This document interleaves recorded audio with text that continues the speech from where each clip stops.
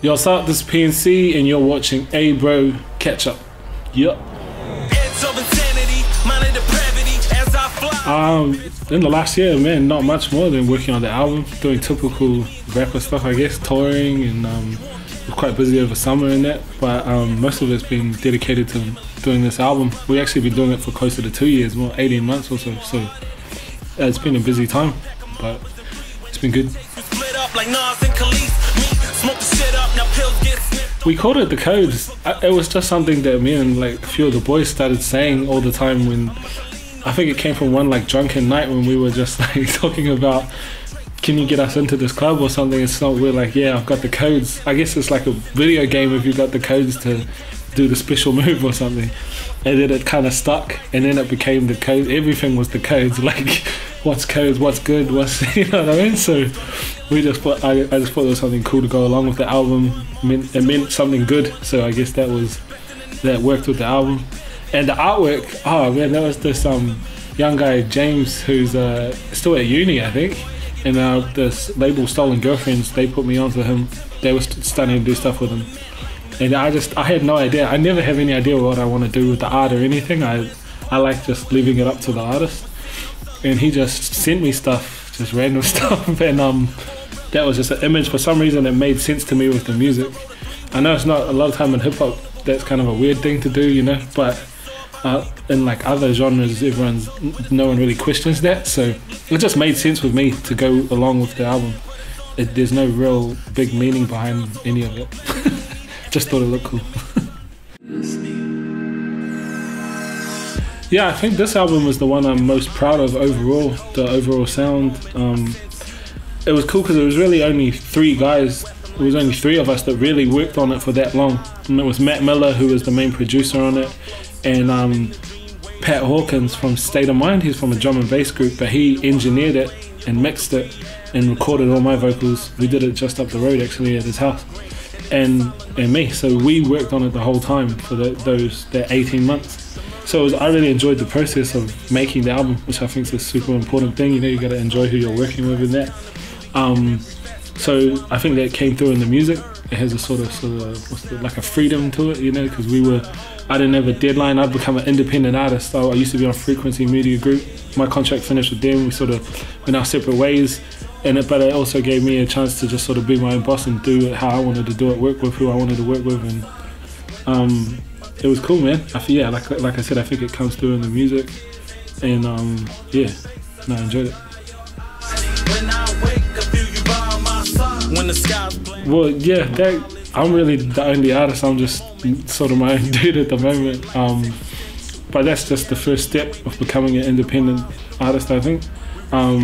Like I love my time working with Dirty and Frequency, and they made me the artist I am and made me be able to be an independent artist. But I've really enjoyed everything that's gone along with that. I mean, there's a lot more stress on you to make, everything is up to you, you know? You have to make it happen yourself.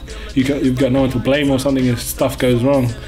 But in that, I think I enjoy doing that more myself, you know? You're your own boss. So it's been cool, man, but I could never have done it, never would have been in the position to do it independent if I hadn't had this like 7 years or whatever that I'd had with Frequency and Dirty Records.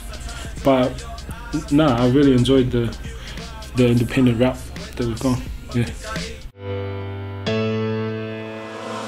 Yeah, so it's mainly produced by Matt Miller and Pat from State of Mind, who mixed it and stuff. He sort of did co-production on all the songs as well.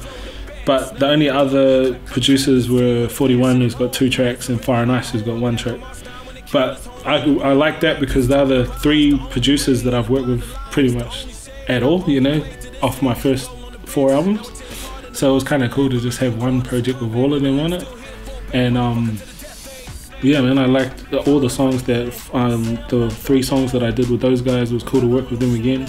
And feature-wise, it's just got the usual suspects like David Dallas and Peter T's on it, and there are heaps of young cats on it like Rocksky from EMG, INF, Spike, this girl Bailey Wiley, Tyra Hammond's on a song at the end with she's doing her solo thing now. So And then there was a song with Digsss, which was more like an electronic dabble into that. But I think everyone really fit on all the tracks like they should, you know. It was and they're all cool to work with. I always like working with the young dudes as well because they kind of bring like a exuberance or whatever, you know, to it. Like they're all into it. So no, it's cool, man. It is standout tracks. I really like the song "Feeling Crucial" was the one I did with Fire and Ice. Like I said, I hadn't done a song, just one of my songs with them for a while. Always working with them, but sometimes it's on Dave Dallas's stuff or other stuff or their Daylight Robbery stuff. But first song that they've done for a project for me in a while, and it I really liked how that turned out. It's just like a chilled out sort of rider smoker type of song, but it was cool, man. I think we just both nailed it, like lyrically and beat wise.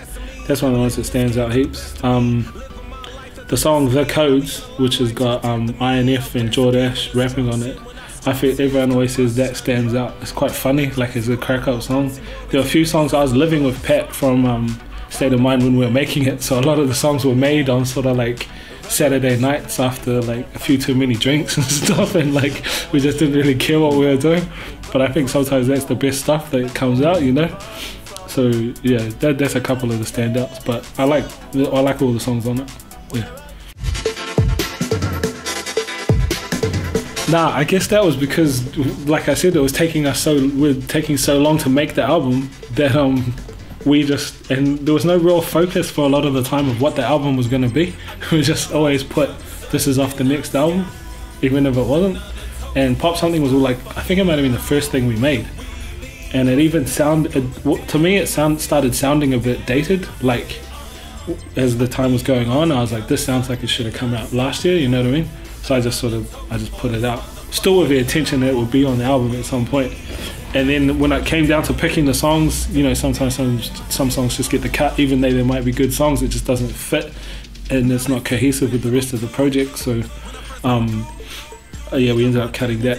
I think that was the first song we made. We were definitely listening to a lot of like the Hit Boy and like Kanye West and Paris, that kind of stuff. So nah, didn't make it. But that's a cool thing nowadays. I reckon with the net, you can just put it out and it will still get like a fan base of the song. But even though it wasn't on an actual album or anything, it's just out there, you know.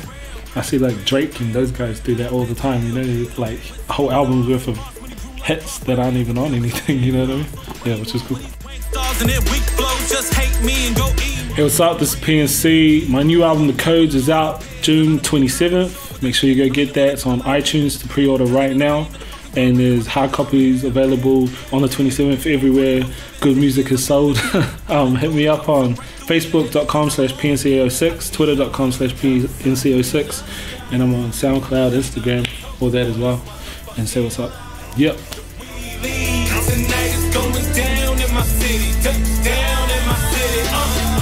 I need 100 cups up in the sky. Another toast for this motherfucking life. The we leave tonight is going down in my city.